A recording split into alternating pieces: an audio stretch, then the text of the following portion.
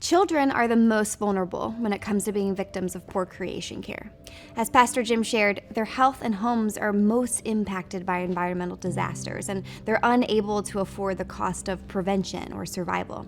It reminds me of a story that I read recently about an 11-year-old girl named Ruth who lives in Zambia and the danger that she faces every day as she makes a long trek to get water for her family. This is what I read in that article. It says, "Leaves and dirt fill the pond they dip into for water. It makes the family sick. Sometimes they find animals like monitor lizards in the pond. Sometimes they find maggots. Snake bites are a danger. Her sister survived a snake bite but lost her toenail. It's a constant reminder of the danger associated with collecting water. The family is chained to collecting water.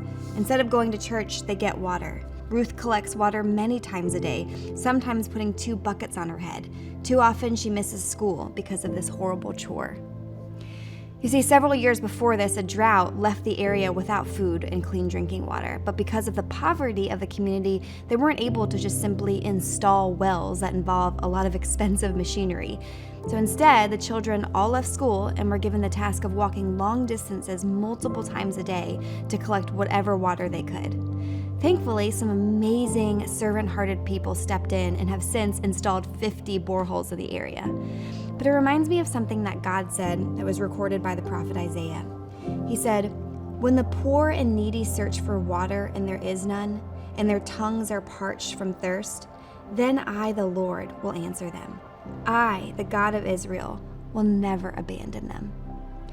In Ruth's case, God didn't supernaturally bring water from dry ground. Instead, he gave people a heart for the poor who were willing to donate their time and resources to drill wells. In other words, although you might not face poverty each day of your life, you can still find ways to serve those who do. Out of sight does not need to mean out of mind.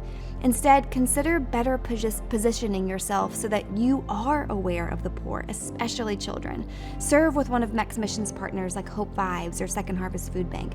Financially support an organization like Compassion International that targets poor children. Or find another way to serve those children of the world who are suffering under the weight of poor creation care.